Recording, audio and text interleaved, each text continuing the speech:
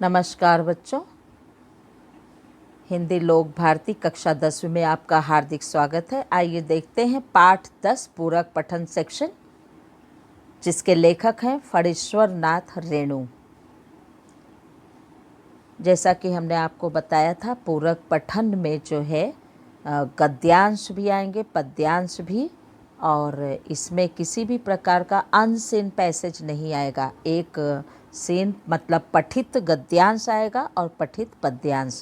तो आइए देखते हैं ठेस इस पाठ को आज हम, जिसको लिखा है फणीश्वर नाथ रेणु जी ने। आइए सबसे पहले हम परिचय कर लें। जन्म 1921, पूर्णिया बिहार, मृत्यु 1977। परिचय: हिंदी कथाधारा का रुख बदलने वाले फणीश्वर नाथ रेणु जी को आज़ादी के बाद के प्रेमचंद्र की संज्ञा दी जाती है। आपकी कहानियों और उपन्यासों में आंचलिक जीवन की धुन, गंध, लय, ताल, सुर, सुंदरता, कुरूपता स्पष्ट रूप से दिखाई पड़ती है। आपकी भाषा शैली में एक जादुई असर मिलता है। प्रमुख कृतियाँ: मैला आंचल, परती परिकथा, जुलूस उपन्यास, एक आदिम रात्रि की महक, ठुमरी, अच्छे आदमी, कथा संग्रह, ऋण जल धन जल, नेपाली क्रांति कथा, रिपोर्टाज आदि। गद्य संबंधी: प्रस्तुत आंचलिक कहानी बिहार के ग्रामीण जीवन पर आधारित है। इस कहानी के माध्यम से कथाकार ने ग्रामीण जीवन, सामाजिक संबंध, कारीगरी, कारीगरों के स्वाभिमान आदि को बड़े ही सुंदर ढंग से चित्रित किया है। बहुत ही गाउदी काव्यधारा, बहुत ही गाउदी कथाकार फणीश्वर नाथ रेणु जी, जो कि गांव में रहने वाले सीधे सादे इंसान की, सीधे सादे मनुष्य का क्या जीवन शैली होती है, इस पर प्रकाश डाला है। तो आइए देखते हैं। यह कथा है बिहार के एक गांव और गांव में रहने वाले लोग, उनके जीवन पर, उनके जीवन में किस प्रकार की अच्छाई बुराई, सामाजिक उनके व्यवहार, उनकी जीवन जीने की शैली, उनके कारीगरी के बारे में, उनकी कलाकारी के बारे में, और सीधा सादा जीवन जो है बिताने के साथ साथ वे किस ढंग से स्वाभिमानी भी होते हैं, इसे बड़े ही सुंदर ढंग से इन्होंने यहाँ पर चित्रित किया है। पेज नंबर 42 आप खोलेंगे। पाठ 10 ठेस। ठेस का मतलब होता है दुख। जैसे किसी ने कहा हमें बहुत ठेस लगी, मतलब हमें बहुत आघात पहुंचा, हमें बहुत दुख पहुंचा है, बहुत दुख लगा है। तो दुखी होना मतलब ठेस लगना। खेती बाड़ी के समय गांव के किसान सिरचन की गिनती नहीं करते। आपको मालूम है कि भारत जो है यह किसानों का देश रहा है, और भारत का जीवन जो है वह किसानों की दिनचर्या पर ही निर्भर है। अगर हमारे पास किसान नहीं होते तो शायद यह भारत जो है वह अपने आप में अधूरा रहता। तो आइए देखते हैं। खेती बाड़ी के समय में जो सिरचन है, गांव का किसान है, उसका नाम जो है सिरचन है, वह उसकी गिनती नहीं करते। जब खेती बाड़ी रहती है तो ऐसे समय पे वह सिरचन जो है उसको लोग पूछते नहीं हैं, लोग उसको बेकार ही नहीं, बेगार भी समझते हैं। बेगार, जहां पर जब आप किसी से काम करवाते हैं तो आप उसकी मजदूरी जब नहीं देते, उसकी मेहनताना नहीं देते, तो उसे कहते हैं बेगारी करवाना। तो ऐसे में जो है किसान को लोग इस प्रकार से उसे बुला तो लेते थे, लेकिन उसके मजदूरी के पैसे बहुत मुश्किल से देते थे। तो बिना मजदूरी के जबरदस्ती लिया गया काम को हम बेगारी भी कहते हैं। इसलिए खेत खलिहान की मजदूरी के लिए कोई नहीं बुलाने जाता है सिरचन को। क्या होगा उसको बुलाकर? दूसरे मजदूर खेत पहुंचकर 1/3 काम कर चुकेंगे, तब कहीं सिरचन राय हाथ में खुरपी डुलाता हुआ दिखाई पड़ेगा, पगडंडी पर तौल तौल कर पांव रखता हुआ। धीरे धीरे मुफ्त में मजदूरी देनी हो तो और बात है। लोगों का ये मानना था कि जब तक हम किसान 1/3 1/3 काम पूरा कर चुके होंगे, तब कहीं जो है सिरचन उठाएंगे, अपने शरीर को लेकर चलेंगे, हाथ में खुरपी लेंगे और पगडंडी, जो छोटे छोटे रास्ते हैं उसको नाप तौल करके धीरे धीरे कदम बढ़ाएंगे। तो जिसको मुफ्त में काम करवाना है तो वो भले उसको याद करे, नहीं तो हमें याद करने की ज़रूरत नहीं है। आज सिरचन को मुफ्त खोर, कामचोर या चटोर कह ले कोई। चटोर का मतलब स्वाद लोलुप, मतलब केवल खाने पीने को मिल जाए, जिसे लालच कहते हैं। तो आज सिरचन को कोई मुफ्त खोर चाहे कर ले कि मुफ्त में काम करवाना है तो भाई उनको बुला लो, नहीं तो कामचोर कह ले या चटोर कह ले। एक समय था जब उसकी मड़ैया के पास बाबू लोगों की सवारियां बंधी रहती थीं। एक समय था, एक वक्त उसका भी था जब उसकी मड़ैया मतलब झोपड़ी के पास बड़े बड़े लोगों की सवारियां रुकती थी और लोग वहां पर खड़े रहते थे।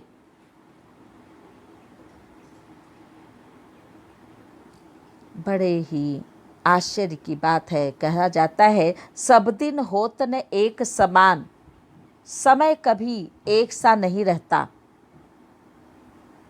और मनुष्य जीवन में उतार चढ़ाव तो आते ही हैं। तो किसी समय ऐसा था कि जब सिरचन की झोपड़ी के सामने बड़े बड़े लोग आते थे, उसे लोग पूछते ही नहीं थे, उसकी खुशामद भी करते थे, उसकी सराहना भी लोग करते थे। अरे सिरचन भाई, अब तो तुम्हारे ही हाथ में यह कारीगरी रह गई है। सारे इलाके में एक दिन का समय निकाल कर चलो। लोग इस ढंग से उसे याद करते थे कि अरे सिरचन, तुम्हारे हाथ की कारीगरी और किसी के पास नहीं है। एक काम करो, कभी समय निकाल करके हमारे यहाँ भी आओ। और इस प्रकार से लोग उसे याद करते थे और अपने यहाँ लिवा जाना चाहते थे, अपनी ज़रूरत की चीज़ों को बनवाते थे। ऐसी उसके अंदर काबिलियत थी, इतनी क्रिएटिविटी थी उसके अंदर। और उसके बाद जो है बड़े भैया की चिट्ठी आई है शहर से, सिरचन से एक जोड़ा चिक बनाकर भेज दो। चिक उसे कहते हैं बच्चों, जो बांस जिसे आप बाम्बू कहते हैं, बड़े बड़े बांस के जो पेड़ होते हैं, तो वह बांस की तीलियों का बना हुआ पर्दा कर्टन, तो उसे हम चिक कहते हैं। तो लोग इस प्रकार से सिरचन को याद करते थे कि बड़े भैया की चिट्ठी आई है शहर से सिरचन, उन्होंने एक जोड़ा बांस की तीलियों का पर्दा, बना हुआ पर्दा मांगा है, और जो कि तुमसे अच्छा और कोई नहीं बना सकता है, इसलिए वह तुम्हें बनाना है, समय निकाल करके बनाना ही पड़ेगा। मुझे याद है मेरी माँ जब कभी सिरचन को बुलाने के लिए कहती, मैं पहले ही पूछ लेता, भोग क्या क्या लगेगा। मुझे मतलब किसे? फणीश्वर नाथ रेणु जी को। लेखक को याद है कि जब उनकी माँ कभी यह कहती थी कि सिरचन को बुलाना है, तो पहले ही पूछ लेता था लेखक कि पहले बताओ उसे खाने के लिए क्या क्या मिलेगा, भोग क्या क्या लगेगा। माँ हंसकर कहती, जा जा बेचारा, मेरे काम में पूजा भोग की बात नहीं उठाता कभी। माँ क्या कहती थी कि अगर वो सुन ले सिरचन कि मेरे काम के लिए आना है तो कभी पूजा भोग की बात नहीं उठाता। पड़ोसी गांव के पंचानंद चौधरी के छोटे लड़के को एक बार मेरे सामने ही बेपानी कर दिया था सिरचन ने। बेपानी मतलब बेइज्जत, अनादर करना। तुम्हारी भाभी नाखून से काट कर तरकारी परोसती है और इमली का रस डालकर कढ़ी तो हम मामूली लोगों की घरवालियां बनाती हैं। नाखून से काट कर मतलब थोड़ा सा केवल परोसती हैं। सिरचन ने यह कह दिया था पड़ोसी गांव के पंचानंद चौधरी के छोटे लड़के के सामने। उन्होंने उस छोटे लड़के को बेपानी कर दिया था सारे गांव में। उन्होंने कहा था, तुम्हारी भाभी को कुछ देने आता है क्या, कुछ परोसने आता है क्या? तो वो तो नाखून से काट कर तरकारी परोसती हैं। तरकारी में सब्जी, कंजूसी से। और ये तो इमली का रस डाल करके तो हमारी मामूली सी जो घर वालियाँ हैं, हमारे घर की औरतें बनाती हैं। तुम्हारी भाभी ने कहाँ से बनाना सीखी है? इसलिए सिरचन को बुलाने के पहले मैं माँ से पूछ लेता। सिरचन को देखते ही माँ हुलस कर कहती, आओ सिरचन, आज नेनू मथ रही थी तो तुम्हारी याद आई। नेनू मक्खन निकालना। आज नेनू मथ रही थी तो तुम्हारी याद आ गई मुझे। घी की खखोरन के साथ चूड़ा तुमको बहुत पसंद है ना? और बड़ी बेटी ने ससुराल से संवाद भेजा है, संवाद संदेश, कि बड़ी बेटी ने ससुराल से संवाद भेजा है, संदेश भेजा है। क्या संदेश भेजा है? कि उसकी ननद रूठी हुई है मोती की शीतल पार्टी के लिए। उसकी ननद, बड़ी बेटी ने ससुराल से क्या संदेशा भेजा है? कि उसकी ननद भाई रूठ गई है। किसके लिए? मोती की शीतल पार्टी के लिए। अब मोती क्या होती है बच्चों? ये एक प्रकार की घास है। और शीतल पार्टी, शीतल पार्टी जो है जिसे हम चटाई कहते हैं, मैट कहते हैं जिसे। सिरचन अपनी पनियाई जीभ को संभाल कर हंसता। पनियाई जीभ में, उसके मुंह में पानी आ जाता। क्यों पानी आ जाता? क्योंकि वो समझ जाता कि आज घी जो है निकाली गई है, उसकी सूंधी सूंधी जो जली हुई उसकी खखोरन है उसे खाने को मिलेगा। तो घी की सौंधी सुगंध सूंघ कर ही आ रहा हूँ काकी, नहीं तो इस शादी ब्याह के मौसम में दम मारने की भी छुट्टी कहाँ मिलती है। सिरचन जाति का कारीगर है और बहुत अच्छा कारीगर है। मैंने घंटों बैठकर उसके काम करने के ढंग को देखा है।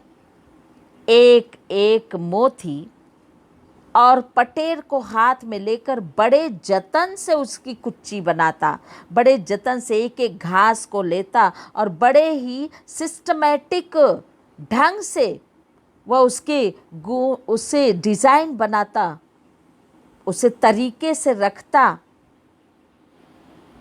तो इस प्रकार से उसके काम में बड़ी ही सफाई रहती थी। और तो और फिर कुच्चियों को रंगने से लेकर के वह जो है सुतली सुलझाने में पूरा दिन समाप्त कर देता था। जब वो पूरी घास को इकट्ठा करता था तो उसे रंगना पड़ता था, अलग अलग कलर देना पड़ता था। तो उसको रंगने में ही वह पूरा दिन लगा देता था। काम करते समय उसकी तन्मयता में जरा भी बाधा पड़ी कि गेहूं सांप की तरह फुफकार उठता। काम जो है वो बड़ी ही लगन के साथ एक मन एकजुट होकर के काम करता था, बड़े ही धुन में आकर के वो काम करता था। लेकिन अगर उसके काम को करते समय जरा भी बाधा होती, कोई भी उसे डिस्टर्ब करता, तब वो गेहूं सांप की तरह, मतलब गेहूं उसका रंग सांवला था, तो वह उस ढंग से सांप की तरह फुफकार उठता, मतलब भड़क जाता था, क्रोध से एकदम लाल हो जाता था, फुफकार उठता। फिर किसी दूसरे से करवा लीजिए काम, और जोर से लोगों के ऊपर चिल्ला उठता था कि किसी दूसरे से आप करवा लीजिए काम अपना जा कर के, सिरचन मुँह जोर है, काम चोर नहीं। और अपनी बड़ाई में सिरचन क्या कह बैठता कि सिरचन मुँह फट है, मैं मुँह से बोलता जरूर हूँ लेकिन काम चोर नहीं हूँ। मैं अपने काम के साथ कभी चोरी नहीं करता, कभी दगा नहीं दे सकता। मैं जो काम हाथ में लेता हूँ उसे अपनी जिम्मेदारी समझ करके उसे पूरा करता ही हूँ। और इस प्रकार से बिना मजदूरी के पेट भर भात पर काम करने वाला कारीगर, ऐसा मजदूर, दूध में कोई मिठाई न मिले तो कोई बात नहीं, किंतु बात में जरा भी झाला वह नहीं बर्दाश्त कर सकता था। उसे अगर दूध मिलता था तो उसमें अगर मीठा न डालते लोग तो उसे कोई दिक्कत नहीं होती थी, लेकिन अगर कोई बात बोलता था, बिना बात के बात अगर कोई बोलता था, उसे कोई बोली बोलता था, तो उसे वह बर्दाश्त नहीं कर सकता था। बात में जरा भी झाला मतलब तीखापन, तीखा व्यवहार वो बर्दाश्त नहीं कर पाता था, उसे सहन नहीं होता था। सिरचन को लोग चटोर भी समझते थे। उसे तली बघारी हुई तरकारी, दही की कढ़ी, मलाई वाला दूध, इन सब का प्रबंध पहले कर लो, तब जा कर के सिरचन को बुलाओ। उसे बहुत पसंद था क्या क्या, तली बघारी हुई तरकारी, दही की कढ़ी, मलाई वाला दूध, इन सब की व्यवस्था कर लो, तब जा कर के सिरचन को हम बुला सकते हैं। दुम हिलाता हुआ हाजिर हो जाएगा। खाने पीने में चिकनाई की कमी हुई कि काम की सारी चिकनाई खत्म। अगर खाने पीने में कोई पुताई हुई तो काम भी वो ऐसे ही फॉर्मेलिटी कर देता था, मन से नहीं करता था, काम भी अधूरा रख करके उठ खड़ा होगा। अब अधक पाली दर्द से माथा ठनठना रहा है, बहाने उसके शुरू हो जाते थे। अधकपाली मतलब आधे सिर में होने वाला दर्द, उसे कहते हैं अधकपाली दर्द। तो जब कोई कुछ कहता था या खाने पीने में थोड़ी भी पोताई करता था तो फिर जो है वह तुरंत बहाना बना देता था और काम छोड़ करके उठ खड़ा होता था। कहता था आज तो मेरे कपार में, मतलब मेरे सिर में दर्द है, थोड़ा सा रह गया है, किसी दिन आकर पूरा कर दूंगा। अब किसी दिन माने कभी नहीं, उसे फुर्सत ही नहीं मिलती थी, क्योंकि उसे बर्दाश्त नहीं होता था। कि यहाँ पर जाऊँ, ये लोग कुछ देते भी नहीं हैं, खाने पीने में भी इतनी पोताई। तो इसलिए किसी दिन उसका मतलब कभी नहीं आता था। फिर मोती, घास और पटरे की रंगीन शीतल पाटी, बांस की तीलियों की झिलमिलाती चीख, सतरंगे डोर के मोड़े, भूसी चिन्नी भूसी चुन्नी रखने के लिए मूछ की रस्सी के बड़े बड़े जाले, हलवाओं के लिए ताल के सूखे पत्तों की छतरी, टोपी तथा इसी तरह के बहुत से काम हैं जिन्हें सिरचन के सिवा गांव में और कोई नहीं जानता। यह दूसरी बात है कि अब गांव में ऐसे कामों को बेकाम का काम समझते हैं लोग। बेकाम का काम जिसकी मजदूरी में अनाज या पैसे देने की कोई ज़रूरत नहीं। अब ऐसे लोगों को जहाँ पर इतनी ज़्यादा उसकी प्रतिभा थी, उसकी कारीगरी को लोग तूल नहीं देते थे, लेकिन क्योंकि वह थोड़ा सा पैसे नहीं कमाता था, इसलिए लोग अब उसे बेकाम समझते थे और लोग उसे अनुपयोगी इंसान समझ लेते हैं।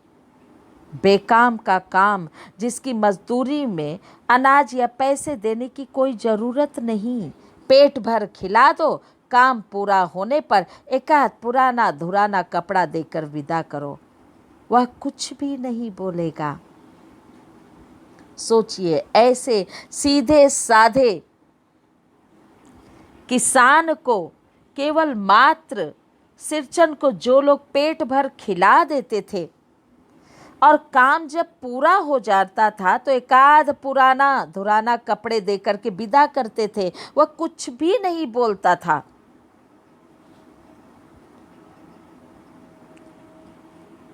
ऐसे व्यक्तियों की आज कोई अहमियत नहीं है।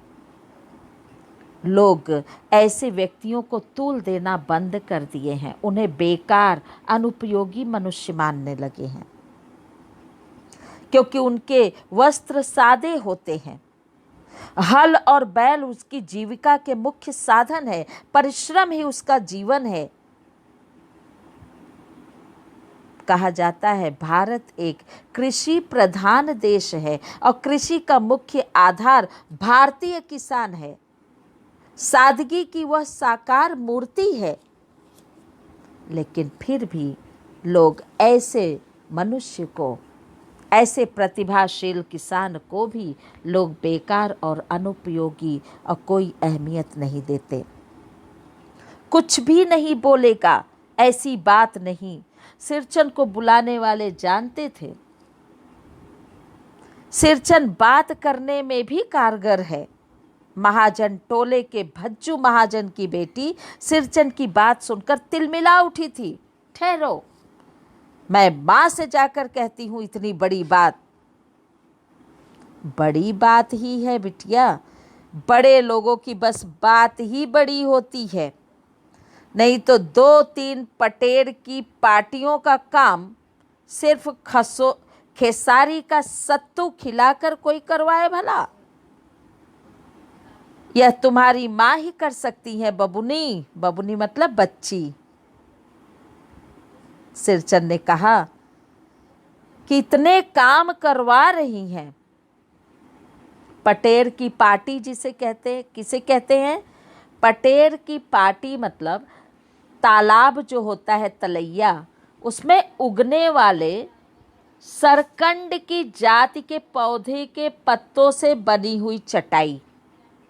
तालाबों में जो उगने वाले सरकंड, सरसटा जिसे कहते हैं गाँवदी भाषा में, सरकंड के जाति जिसकी उसकी प्रजातियां होती हैं, उसके पौधे जो होते हैं, तो उसके पत्तों से बनी हुई चटाई को हम क्या कहते हैं? पटेर की पार्टी। तो उन्होंने कहा, सिरचन ने कहा कि इतने बड़े काम को खेसारी की सत्तू, अब खेसारी का सत्तू का मतलब भुनी हुई लतरी जिसे दाल कहते हैं, भुनी हुई लतरी मतलब दाल का आटा, उसे कहते हैं खेसारी का सत्तू। तो बड़े लोगों की बड़ी बड़ी बातें हैं, तो इसे करवाओगे तो आप इतने बड़े काम, लेकिन उसकी मजदूरी क्या देने दोगे? खेसारी का सत्तू, मतलब पेट भर करके भोजन भी नहीं खिला सकते लोग। इस बार सिरचन ने मुस्कुराकर जवाब दिया था, इस बार मेरी सबसे छोटी बहन पहली बार ससुराल जा रही है। मानू के दूल्हे ने पहले ही बड़ी भाभी को लिखकर चेतावनी दे दी है। मानू के साथ मिठाई की पतीली न आए कोई बात नहीं, लेकिन 3 जोड़ी फैशनेबल चिक और पटेर की 2 शीतल पार्टियों के बिना आएगी मानू तो। यह उस छोटी सी बच्ची ने कहा कि आज जो है, अब इस बार मेरी छोटी बहन पहली बार ससुराल जा रही है और उनके दूल्हे ने पहले ही, दूल्हे की भाभी ने लिख करके चेतावनी, चैलेंज दिया है कि मानू के साथ जो है मिठाई की पिटारी भले ना आए, कोई मीठा भले ना आए, कोई बात नहीं चलेगा, लेकिन 3 जोड़ी फैशनेबल चिक और पटेर की 2 शीतल पार्टियों के बिना यहाँ पर मानू नहीं आनी चाहिए।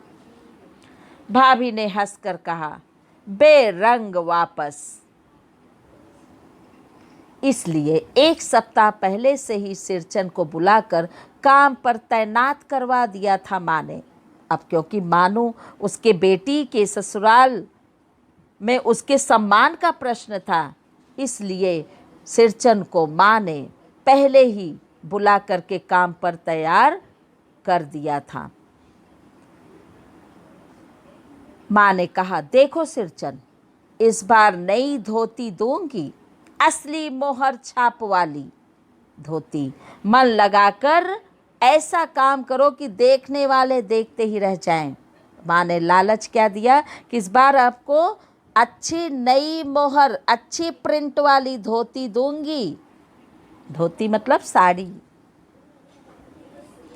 क्यों? और हाँ, लेकिन इसके लिए तुमको मन लगा करके काम करना होगा ताकि देखने वाले देखते ही रह जाएं। पान जैसी पतली छुरी से बांस की तीलियां और कमानियों को चिकनाता हुआ सिरचन अपने काम में लग गया। रंगीन सुतलियों में झब्बे डालकर वह चिक बुनने बैठा। 1.5 हाथ की बिनाई देखकर ही लोग समझ गए कि इस बार एकदम नए फैशन की चीज बन रही है। मझली भाभी से नहीं रहा गया, पर्दे की आड़ से बोली, पहले ऐसा जानती कि मोहर छाप वाली धोती देने से ही अच्छी चीज बनती है तो भैया को खबर भेज देती। काम में व्यस्त सिरचन के कानों में बात पड़ गई। बोला, मोहर छाप वाली धोती के साथ रेशमी कुर्ता देने पर भी ऐसी चीज नहीं बनती बहुरिया। मानू दीदी काकी की सबसे छोटी बेटी हैं। मानू दीदी का दूल्हा अफसर आदमी है। मछली भाभी का तो मुंह लटक गया, क्योंकि वह मुंह बोलती, फटाफट बोलती थी, तो सिरचन भी जवाब देने से नहीं चूकता था। उन्होंने क्या कहा कि देखो, काकी की वो सबसे छोटी बेटी हैं, अफसर आदमी हैं, इसलिए उनके लिए अलग ही चीज़ बनेगी और बढ़िया चीज़ बनेगी, नए फैशन की चीज़ मैं बनाऊंगा। मछली भाभी जो है उदास हो गई। मेरी चाची ने फुसफुसा कर कहा, किससे बात करती है बहू? मोहर छाप वाली धोती नहीं, मुंगिया लड्डू। बेटी की विदाई के समय रोज मिठाई जो खाने को मिलेगी, देखती है ना। दूसरे दिन चिक की पहली पांति, पांति मतलब पंक्ति में 7 तारे जगमगा उठे। जब वो चिक बना रहा था तो उसकी पहली लाइन में ही 7 तारे जगमगा उठे। ऐसा उसने डेकोरेशन उसमें ऐसा लगाया कि वह तारे जो है जगमगा रहे थे। बहुत ही सुंदर ढंग से उसे सजा करके उसने उसमें पिरोए थे। और 7 रंग के 7 भैया तारा अपने काम में मगन सिरचन को खाने पीने की सुध नहीं रहती। चिक में सुतली के फंदे डालकर उसने पास पड़े सूप पर निगाह डाली। चिवड़ा और गुड़ का एक सूखा ढेला।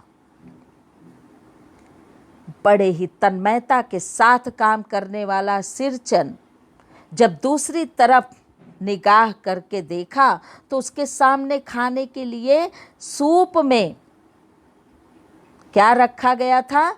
चिवड़ा, जिसे आप पोहा कहते हैं, और गुड़ का एक सूखा ढेला। एक भेली गुड़ रखा गया था। मैंने लक्ष्य किया, मैंने देखा सिरचन की नाक के पास 2 रेखाएं उभर आईं। मैं दौड़कर माँ के पास गया। माँ, आज सिरचन को कलेवा किसने दिया है? कलेवा सुबह का जलपान, सिर्फ चिवड़ा और गुड़? सही बात है। इतनी सफाई से, इतनी सुंदरता से जो कार्य में लीन हो, अपने काम को जिम्मेदारी के साथ कर रहा है, उसके सामने सुबह का ब्रेकफास्ट, सुबह का जलपान इस ढंग से रखा गया। लेखक से देखा नहीं गया। वह तुरंत जाकर के माँ से सवाल करता है कि केवल चिवड़ा और गुड़?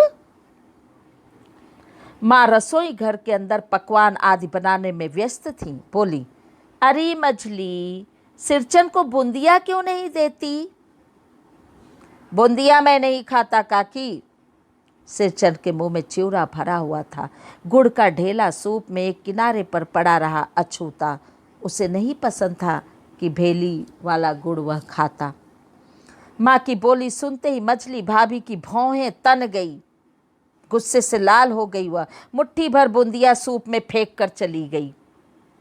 मुट्ठी भर बूंदिया फेंक करके चली गई वह सूप में। कौन? मछली भाभी। क्या सोच करके उसने फेंका होगा उस मुट्ठी भर बूंदिया को? क्योंकि सिरचन किसान है, गरीब है, अज्ञान है वो, और इसीलिए अज्ञानता और अशिक्षा, वह जो है गांव में साम्राज्य है, उसके पीछे क्या कारण है यह लोग नहीं सोचते हैं।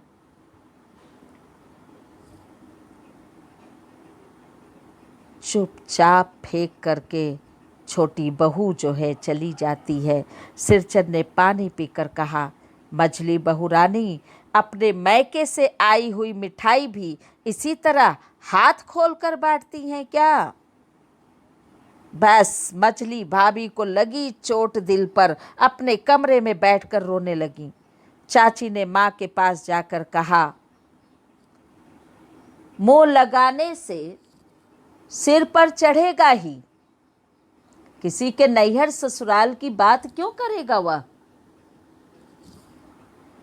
सिरचन ने कहा मछली भाभी से कि क्या तुम्हारे मायके से जो चीज आती है इसी प्रकार से फेंकती हैं क्या आप? बेचारी मछली भाभी अपने मायके का अनादर सुन करके वह रोने लगी फूट फूट कर। और तब जाकर के चाची ने माँ के पास जाकर के कहा कि आपने ही इसे सिर पर चढ़ा दिया है सिरचन को, नहीं तो किसी की हिम्मत होती किसी मजदूर की जो किसी के नैहर और ससुराल की बात इस ढंग से करता। मछली भाभी माँ की दुलारी बहू हैं। माँ तमक कर बाहर आई और सिरचन, तुम काम करने आए हो ना?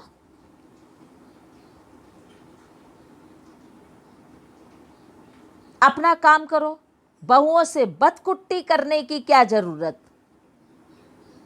बतकुट्टी, बात को काटने की कोई ज़रूरत नहीं है, बहुओं से कोई ज़रूरत नहीं है मुठभेड़ करने की।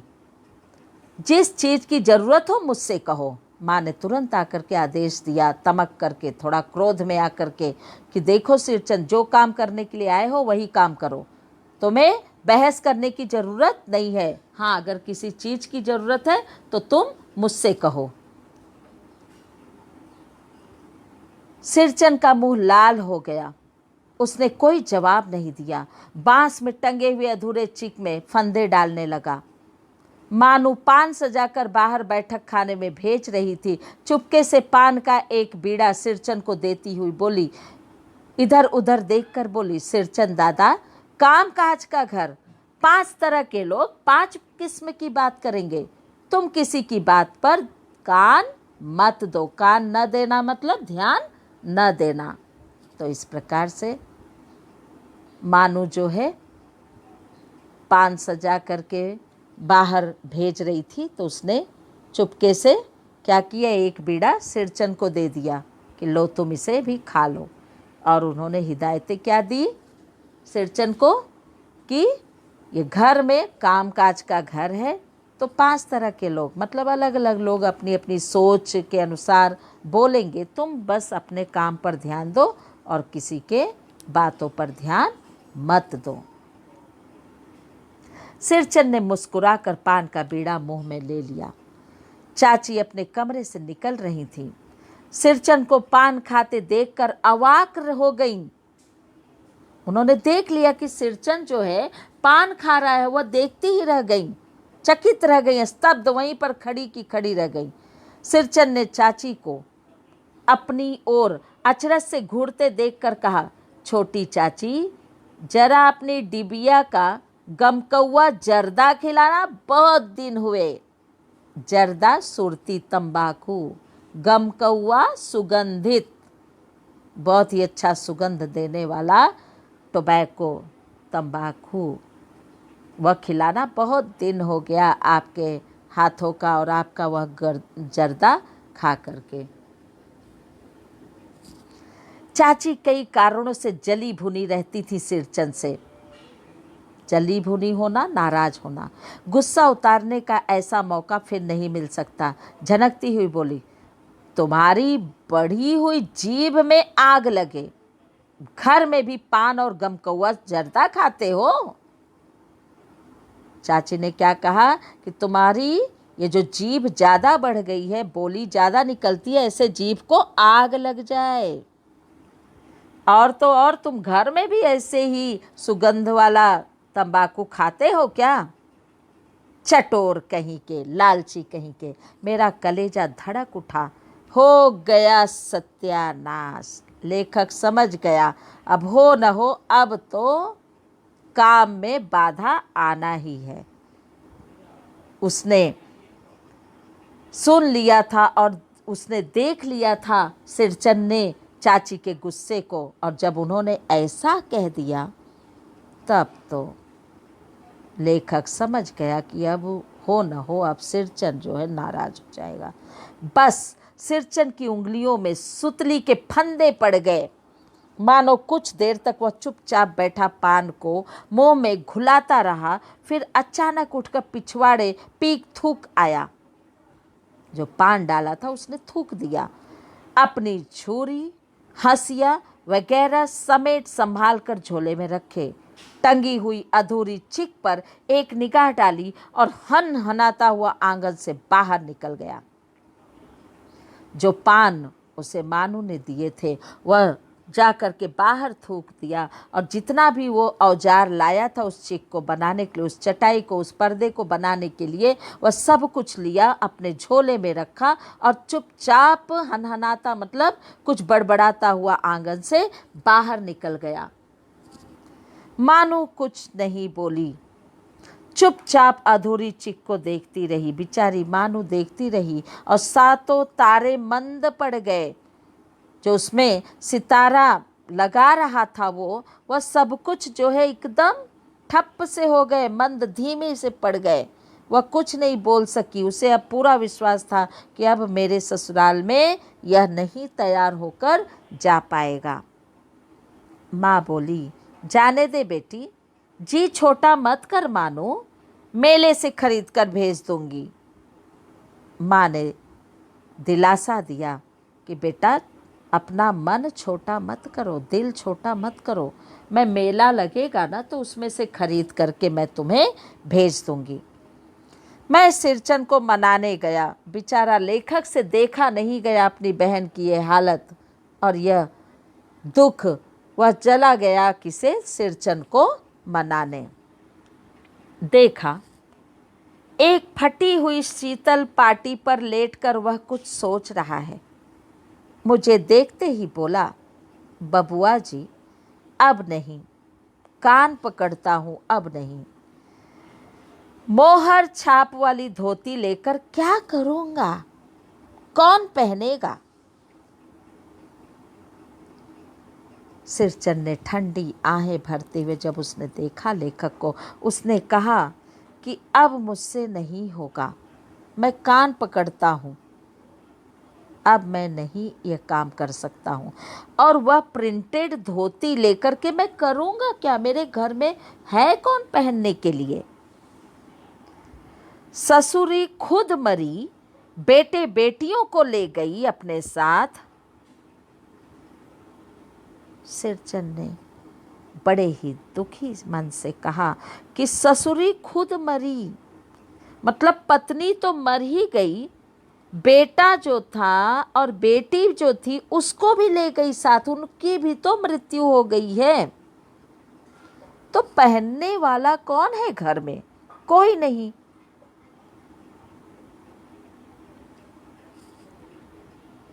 बबुआ जी मेरी घरवाली जिंदा रहती तो मैं ऐसी दुर्दशा भोगता क्या। सिरचन ने कहा कि अगर आज मेरी पत्नी जिंदा रहती तो मैं ऐसी दुर्दशा, ऐसे लोगों के दर घर पर मैं दर दर भटकता क्या।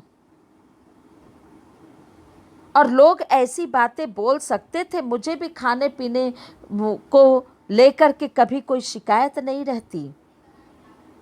अगर मेरी घरवाली होती तो मुझे खाना बनाकर खिलाती ना, और जो मैं चाहता वह बनाकर पकाती, वह खिलाती। तो ऐसी दयनीय स्थिति मेरी नहीं होती। और ये जिस शीतल पाटी पर, जिस चटाई पर मैं सोया हूँ, यह उसी की बनाई हुई है, यह शीतल पाटी उसी की बुनी हुई है। इस शीतल पाटी को छूकर कहता हूँ मैं। सिरचन बड़े ही प्रेम से उस शीतल पाटी को छूने लगा और कहा, उसे छू करके वो कहता है कि मैं इस शीतल पाटी को छू कर कहता हूँ, अब यह काम नहीं करूँगा। गांव भर में तुम्हारी हवेली में मेरी कदर होती थी। उसने कहा कि हे बबुआ, गांव भर में मात्र तुम्हारा मकान, तुम्हारा भवन ऐसा है, तुम्हारे घर में मेरी बहुत इज्जत होती थी।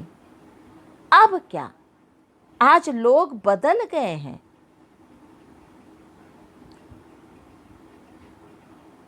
सब कुछ बदल गया है क्योंकि मैं उस लायक नहीं हूं, इसलिए नए नए लोग आ गए हैं तो उनके अनुसार मैं काम नहीं कर पाऊंगा। मैं चुपचाप वापस लौट आया, समझ गया कलाकार के दिल में ठेस लगी है, वह नहीं आ सकता। लेखक को ये बात समझ में आ गई कि सचमुच आज एक कलाकार का बहुत बड़ा अनादर हुआ है, उसकी बेइज्जती हुई है, उसके स्वाभिमान को ठेस लगी है कि लोग क्या समझते हैं। आज सिरचन को के स्वाभिमान पर आंच आई है। उसे ऐसा महसूस हो रहा है कि लोग उसे लालची क्यों समझते हैं। वह यह क्यों नहीं सोचते लोग कि उसके बनावटीपना, वह बनावटीपन से वह कोसों दूर है। उसका खान पान एकदम शुद्ध एवं साधारण ढंग का है। ब्रह्मा की तरह वह भी सृजनकर्ता एवं पालनहार है। मानव की भूख मिटाने के लिए वह अपने घोर परिश्रम से अन्न उगाता है। उसके चेहरे पर हर समय इस हालत में भी अपनी जीविका, अपना जीवन चलाने पर उसके चेहरे पर आत्मविश्वास एवं संतोष झलकता है। तो आज उसके स्वाभिमान को ठेस पहुंची है, वह नहीं आ सकता। बड़ी भाभी अधूरी चिक में रंगीन छींट का झालर लगाने लगी। यह भी बेजा नहीं दिखलाई पड़ता, क्यों मानू? मानू कुछ बोली नहीं, बेचारी।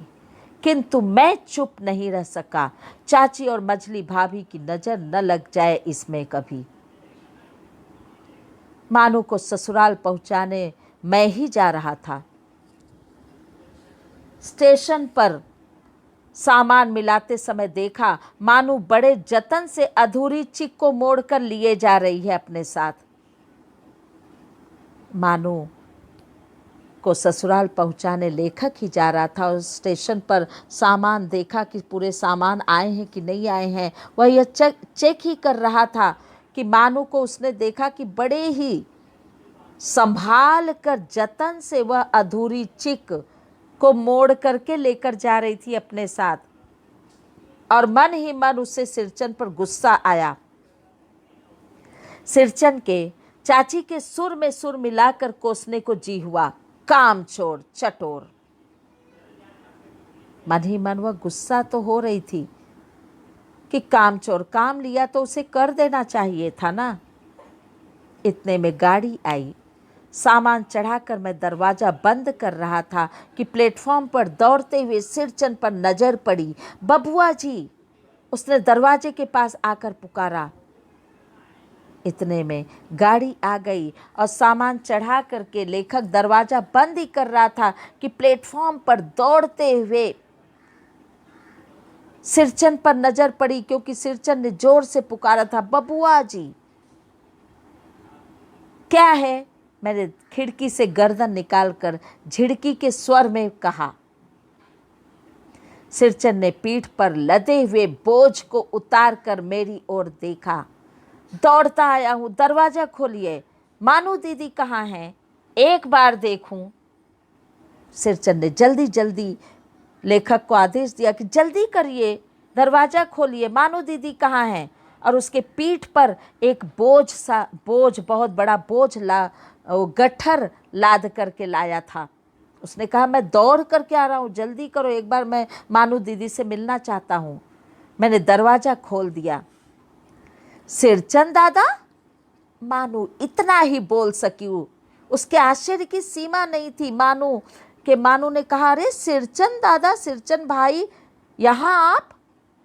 खिड़की के पास खड़े होकर सिरचन ने हकलाते हुए कहा, यह मेरी ओर से है, सब चीजें हैं दीदी।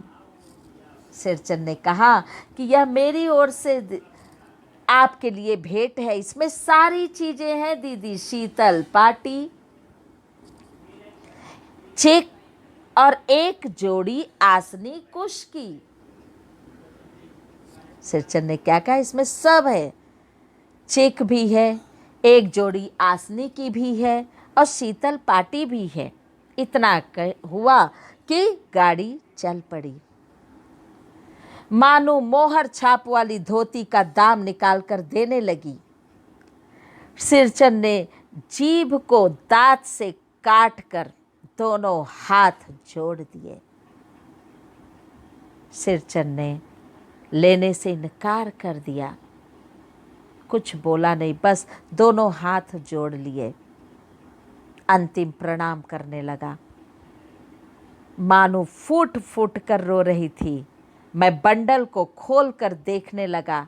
ऐसी कारीगरी, ऐसी बारीकी, रंगीन सुतलियों के फंदों का ऐसा काम पहली बार देख रहा था। न तो इससे पहले कोई उसने शीतल पाटी बनाई थी, न तो कोई चिक बनाया था, न तो कोई आसनी, वो भी कुश की आसनी। इससे पहले और इतना सुंदर उसमें आकार था, इतनी रंगीन सुतलियों का बारीकी ढंग से, बड़े ही सिस्टमैटिक, कहीं से कोई भी उतार चढ़ाव नहीं दिख रहा था।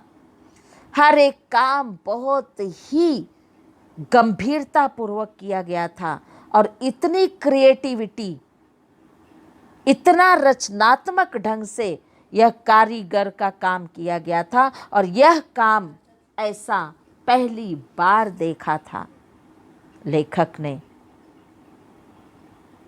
उसे सच में सिरचन को नतमस्तक होकर के धन्यवाद देने का मन किया, लेकिन उसके मुंह से जुबान नहीं निकली। लेखक चुपचाप देखता रह गया। मानो बहुत खुश हो गई और वह फूट फूट कर रो पड़ी। तो इस प्रकार से बच्चे, आजकल हम जब, आप देखते होंगे कि जब हम कहीं जाते हैं, अगर हमें मॉल वगैरह में जाना हुआ, बड़े बड़े शॉपिंग सेंटर पे हम जाते हैं, तो वहाँ पर हमारी हिम्मत नहीं पड़ती कि हम बार्गेनिंग करें या मोल भाव करें। जितना दुकानदार मांगता है या शॉपकीपर जो भी मांगता है, हम तुरंत अपनी जेब से उतने अमाउंट, उतना रुपए निकाल करके दे देते हैं, बिना किसी हिचक के साथ, बिना किसी मोल भाव के साथ, बिना किसी तकरार के साथ। लेकिन अगर वही पैसा हम किसी खोमचे वाले को या किसी ऐसे फुटपाथ पर बेचने वाले जो मजदूर हैं, जो लाचार हैं, जो गरीब हैं, उनको देना पड़े, तो वहाँ पर हम करीब 50 बार बहस करते हैं और मोल भाव करते हैं। तो ऐसा मतभेद क्यों, यह भेदभाव क्यों? आखिर वह मॉल में बेचने वाला इंसान भी अपना पेट पाल रहा है, अपनी रोजी रोटी के लिए वह काम कर रहा है, और वह साधारण सा सिरचन की तरह काम करने वाला व्यक्ति भी अपने परिवार की देखभाल कर रहा है, उसकी रोजी रोटी चला रहा है। तो यह भेदभाव क्यों? क्यों हम जब भुट्टे वाले कहते हैं कि 20 रुपए में एक भुट्टा, तो हम उसको तुरंत मोल भाव करने लगते हैं, और वही भुट्टा अगर मॉल में से खरीदना हो तो हम चुपचाप 20 का 25 हम दे करके आ जाते हैं। यह सरासर गलत है।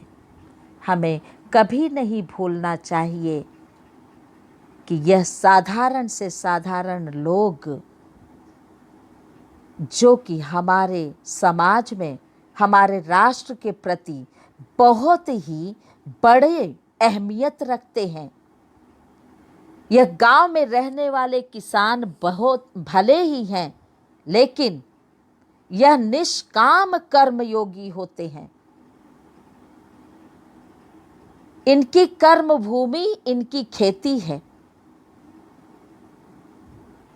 शांत भाव से खेतों में काम करना, साधारण जीवन यापन करना, और देश की सारी खुशहाली इनके ऊपर ही आधारित होती है। इन गरीबों के परिश्रम से आज अमीर जो है वह अपना जीवन खुशहाल एवं सुखी पूर्वक जी रहे हैं। तो इसलिए हमें कभी यह नहीं सोचना चाहिए कि हमारा यह जो भारत है, यह भले कुछ ऐसी मजबूरियां हैं जहां पर हम आज भी देखते हैं कि गांव पिछड़ा हुआ है, अनपढ़ हैं लोग, गंवार हैं, लेकिन इसका मतलब ये नहीं उनके अंदर और कोई दूसरी काबिलियत नहीं है, या वो अनपढ़ एकदम बिना किसी योग्य के हैं। हमें यह कभी नहीं भूलना चाहिए कि हर इंसान के अंदर कि कोई न कोई ऐसे अद्भुत गुण छिपे होते हैं, केवल अगर ज़रूरत है तो उसे उभारने की, उसे परखने की। तो चलिए, अगर हम किसी से मज़दूरी कराते हैं तो यह हमारा फ़र्ज़ है कि उनकी मेहनताना ज़रूर हम अदा करें, क्योंकि सामने वाला व्यक्ति भी अपने बच्चों की परवरिश के लिए आता है, पैसा कमाता है।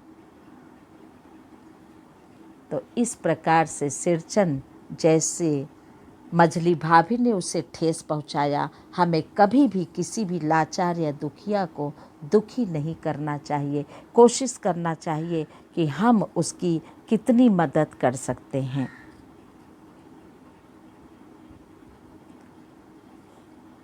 तो चलिए अब हम देखते हैं शब्दार्थ। आप अपनी नोटबुक में लिखेंगे, जो जो हमने पढ़ाया है उसे भी आप लिखते चलेंगे।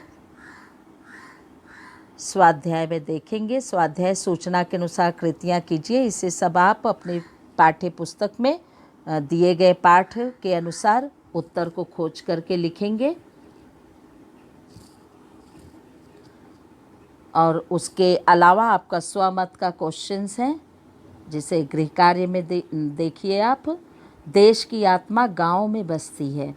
गांधी जी के इस विचार पर अपना मत लिखिए। आपके अपने विचार क्या हैं? प्रश्न 2, कारीगर को उसकी उचित मजदूरी देना आवश्यक है। इस विषय पर अपने विचार लिखिए। कला और कलाकार का सम्मान करना हमारा दायित्व है। जब तक हम कला और कलाकार को सम्मान नहीं देंगे, तब तक हमारे अंदर जो प्रतिभा है उसका सम्मान कभी कोई नहीं कर सकता। तो इस कथन पर आपके अपने विचार क्या हैं कि हमें कला और कलाकार का सम्मान करना चाहिए, हमारा ये दायित्व है या नहीं? इस पर अपने विचार आप स्पष्ट करेंगे। सभी प्रश्न के उत्तर को आप अपने नोटबुक में सुंदर, साफ, स्वच्छ अक्षरों में लिखेंगे। धन्यवाद बच्चों। घर पर रहिए, स्वस्थ रहिए।